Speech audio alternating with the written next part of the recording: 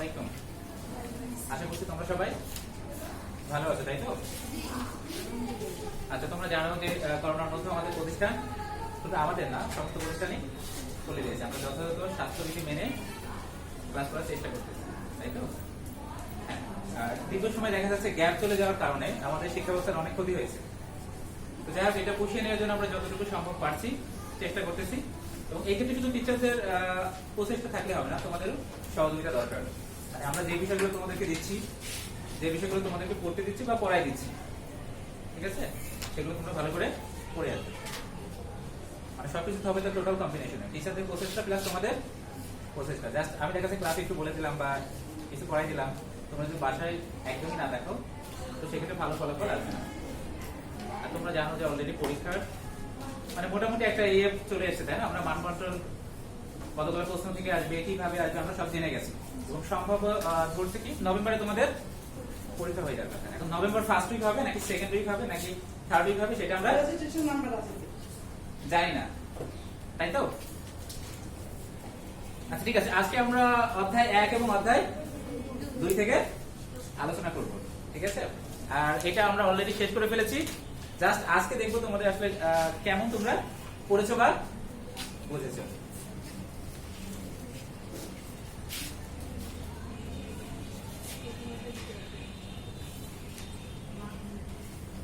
আচ্ছা, আমি যাকে আসলে বলবো সে আশা করবো, ঠিক আছে?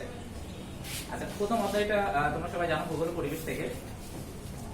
এখানে তোমাদের আমি প্রথম প্যাটার্নও কিছু দেখিয়েছিলাম। প্যাটার্নের আলোকে কিছু প্রশ্ন করবো এবং একই সাথে কিছু নৈর্ব্যক্তিক টাইপের আলোচনা করবো, মানে তোমাদেরকে ধরবো আর কি। এই সাইড থেকে পিছনের দিক থেকে পড়বে, ঠিক আছে?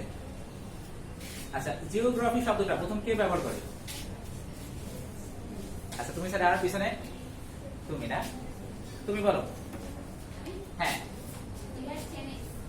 আচ্ছা, বসো। আর তুমি ছেলে একজন গ্রিকের অধিবাসী, তাই তো?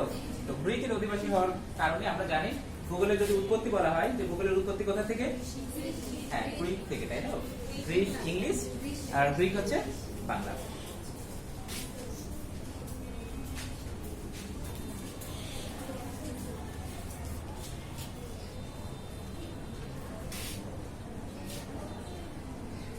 আচ্ছা, পরিবেশ সম্পর্কিত এক্সপার্ট ডেফিনিশন, মানে কেউ কি এক্সপার্ট সংজ্ঞা দিতে পারবে একটা, মানে পরিবেশ সংক্রান্ত বা পরিবেশ কাকে বলে এইরকম বিশেষজ্ঞের সংজ্ঞা কে দিতে পারবে? ভালো।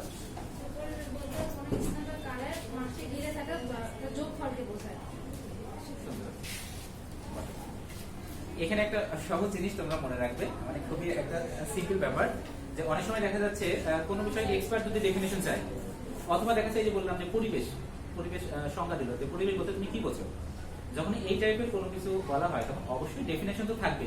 কি বোঝো মানে সংজ্ঞা, কি বোঝো মানে সংজ্ঞা। আর তোমরা যখনই সংজ্ঞা দিতে যাবে তো সেই ক্ষেত্রে অবশ্যই এক্সপার্ট ডেফিনেশন থাকবেই। এক্সপার্ট ডেফিনেশন, কারণ অমুক বিশেষজ্ঞ কি বলেছে, অমুক বিশেষজ্ঞ কি বলেছে, সেই ক্ষেত্রে তোমরা একটা বা দুইটা যে যতটা পারো, কেউ যদি একটা মুখস্থ থাকে একটা দিয়ে দেবে, কেউ যদি দুইটা থাকে দুইটা দিয়ে দেবে, কিন্তু সময়ের সাথে আবার সামঞ্জস্যতা রেখে। বুঝছো সবাই? এক্সপার্ট ডেফিনেশন কিন্তু আমাদের লাগবে। মানে ভালো মার্কস ক্যারি করতে যদি তোমরা চাও তাহলে তো এক্সট্রা কিছু দেখাতেই হবে।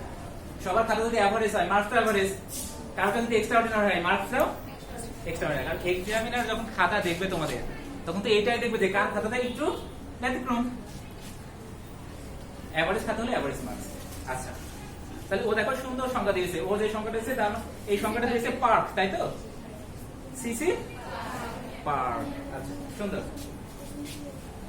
আচ্ছা, পরিবেশের উপাদান আছে কয়টা উপাদান বলো তো? এই পাশ থেকে পিছনে দুইটা উপাদান, তাই তো? কি কি বলো তো? পিছন থেকে তোমরা বলো, কে একজন বলো। পরিবেশের দুইটা উপাদান কি কি? সামাজিক ও না, এটা বলো না, জলদি বসো। কারণ গতদিন দেখো আমরা পড়েছিলাম যে পরিবেশ বলতে আমরা কি বোঝো, মানে পরিবেশ বলতে কি বোঝায়। তো এটা বলা ছিল আমাদের চারপাশে যা কিছু আছে তাই আমাদের পরিবেশ। এবং একই সাথে আমি কালচারাল ডেফিনেশন দিয়েছিলাম, তাই না? যে আসলে সংস্কৃতি বলতে কি বোঝায়, মানে আমাদের চারপাশে যা কিছু আছে এটা যদি পরিবেশ হয় তাহলে সংস্কৃতি বলতে বোঝায় culture is what we have, আমাদের যা কিছু আছে তাই আমাদের সংস্কৃতি। আমরা যেভাবে পোশাক পরিধান করি এটা আমাদের সংস্কৃতি, এটা আমাদের সংস্কৃতি। বাঙালির একটা ঐতিহ্য আছে, তাই তো? মেয়েদের ক্ষেত্রে দেখা যাচ্ছে আমাদের জাতীয়, মেয়েদের ক্ষেত্রে দেখা যাচ্ছে শাড়ি শাড়ি পরিধান করে, ছেলেদের ক্ষেত্রে পাঞ্জাবি পায়জামা, এটা কিন্তু আমাদের জাতীয় ড্রেস। তারপর আমাদের খাবার দেখো, আমাদের স্ট্যাপল ফুড কি? ভাত। Rice is our staple food. Staple মানে প্রধান, তাহলে ভাত আমাদের প্রধান। সাথে মাছও বলা হয় নাকি? মাছে ভাতে বাঙালি। আচ্ছা, এখন মাছ কমে গেছে তাই না? খাল বিল সব শুকিয়ে যাচ্ছে। আচ্ছা, জড় উপাদান তার মানে আর জীব, এই দুটো উপাদান নিয়ে পরিবেশের উপাদান। তার মানে এইটা আমাদের পাশে যেগুলো চলাফেরা করছে সেগুলো শুধু পরিবেশের উপাদান। আমাদের ঘর বাড়ি বিল্ডিং এগুলো পরিবেশের উপাদান। আচ্ছা, খুব ভালো। আচ্ছা, এখন আমরা ভূগোলের কিছু পরিধি আলোচনা করবো। তোমরা একটা শখ দেখো প্রত্যেকে যে ভূগোলের শাখা, তাই তো?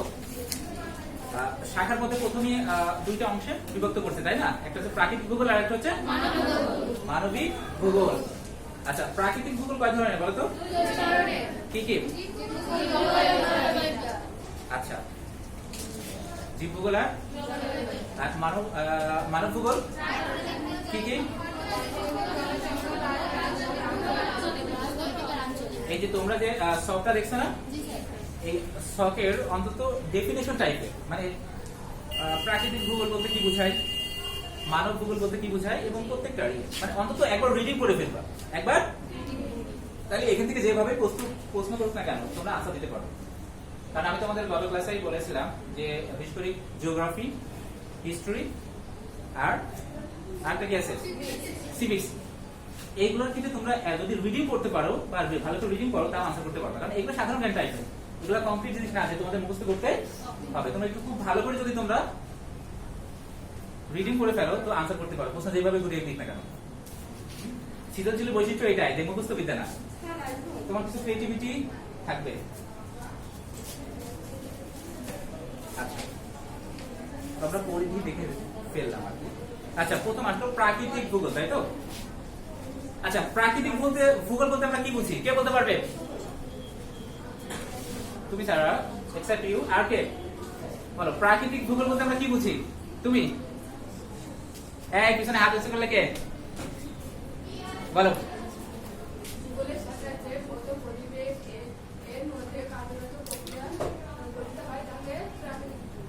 খুব ভালো বলেছো যে ভূগোলে যে শাখায় ভৌত পরিবেশ ও এর মধ্যে কার্যরত বিভিন্ন প্রক্রিয়া অন্তর্ভুক্ত থাকে।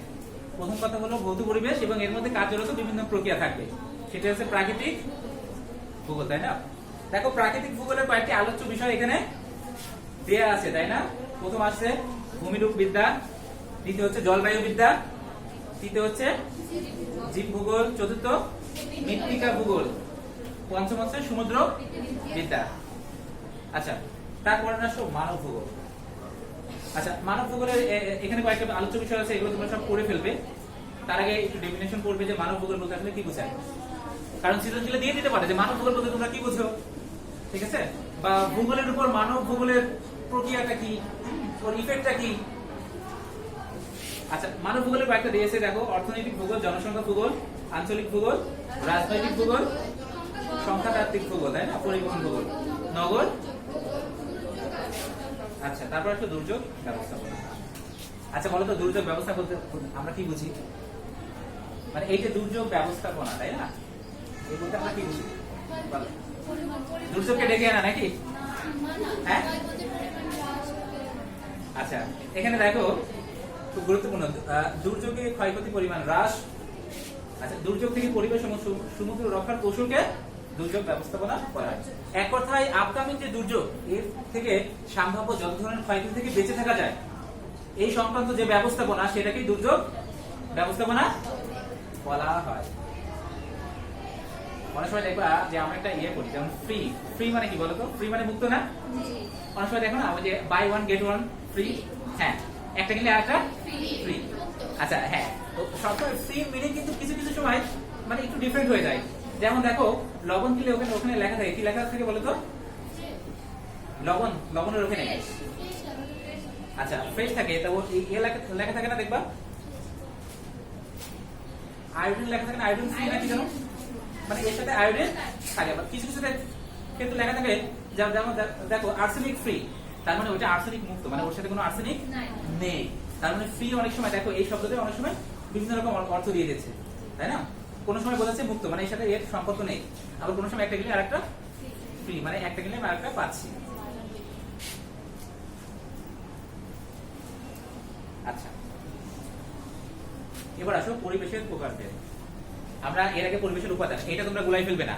উপাদান আর প্রকারভেদ দুইটা কিন্তু আলাদা জিনিস। যখন আমরা উপাদান বলবো তখন জড় ও জীব, আর যখন প্রকারভেদ বলবো তখন দুই ধরনের আসবে। সেটা আসবে সামাজিক আর, আসলে পরিবেশের যে প্রকারভেদ সেটা দুই ধরনের হয়, একটা সামাজিক, একটা হচ্ছে প্রাকৃতিক। মানুষ কি ধরনের জীব? সামাজিক জীব, সোশ্যাল বিং, তাই তো? এটা বলা হয় সোশ্যাল বিং। আর খুব একটা মুখ্যবিদ্যা, ম্যান ক্যান লিভ অ্যালোন, মানুষ একা বাস করতে পারে না। এই টাইপে তোমরা মনে হয় প্রবাবলি এইটে অথবা সম্ভবত এইটা একটা রিঅ্যানাউন্স করেছো। হ্যাঁ, মানুষ একা বাস করতে পারে না। ওই যে একটা রাখাল বালকের গল্প, সে প্রতিষ্ঠিত চলে যায় জঙ্গলে, তাই না, ইঁদুরের অত্যাচারে। শেষে দেখা যাচ্ছে আবার করতে করতে আবার সে পরিবেশে চলে আসে, তাই তো? হ্যাঁ, প্রবাবলি 8 অথবা 9, মানে সে যখন জঙ্গলে যায় দেখাচ্ছে ইঁদুরের উৎপাত শুরু করছে, তো ইঁদুরকে মারার জন্য কি করলো, একটা বিড়াল নিয়ে আসলো, তাই তো? তো যখন সে বিড়াল নিয়ে আসলো, তো বিড়াল কি খায়, তখন দুধ খেতে খুব পছন্দ করে, সেখানে একটা গরু নিয়ে আসলো। এখন গরুর রক্ষণাবেক্ষণ করবে কে? সেদিন আবার সে একটা বিয়ে করলো। তার মানে সে দেখলো, আবারও সে একবার দেখলো সে পরিবেশের মধ্যে চলে আসে, একটা পরিবারের মধ্যে চলে আসে। তার মানে মানুষ আসলে একা বাস করতে পারে না। যে একা বাস করতে পারে সে তার লেভেলটা একটু আলাদা, ডিফারেন্ট। এই জন্য বলা হয় যদি কেউ একা বাস করে সে অ্যাঞ্জেল আর ডিমন, হয় সে শয়তান অথবা দেবতা, ফেরেশতা। আচ্ছা, শয়তান যে একা বাস করে আমরা কিভাবে জানবো? সে তো তার সঙ্গ বঙ্গ নিয়ে বাস করতে পারে। আচ্ছা, ঠিক আছে।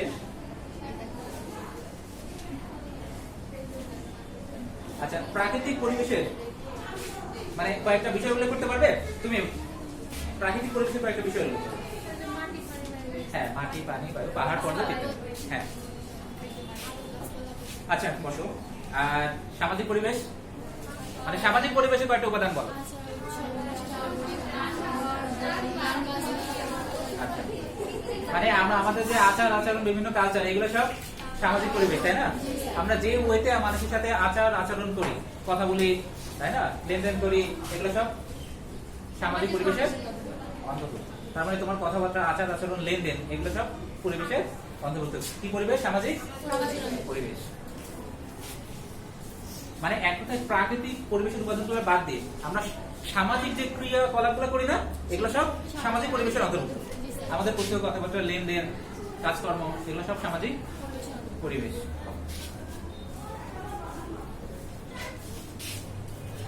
আচ্ছা, এইটা ছিল তোমাদের প্রথম অধ্যায়। সবাই দ্বিতীয় অধ্যায়ে চলে যাও।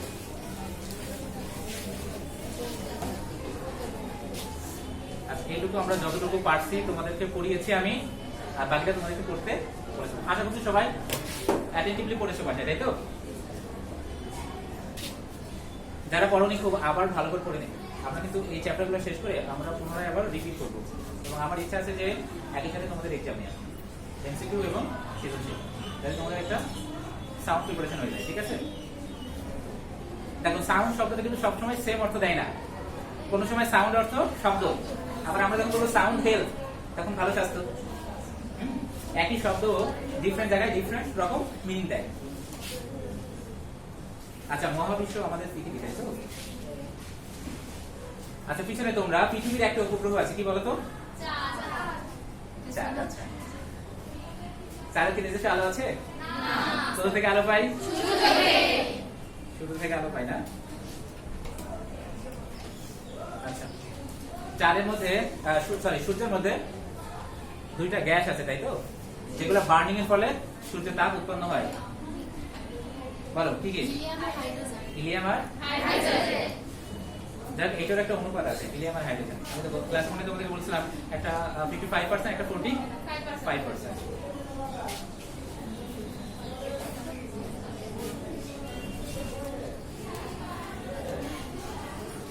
আচ্ছা, আলোর বেগ বলতে পারবে?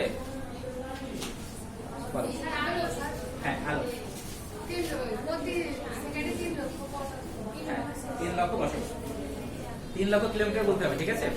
3 লক্ষ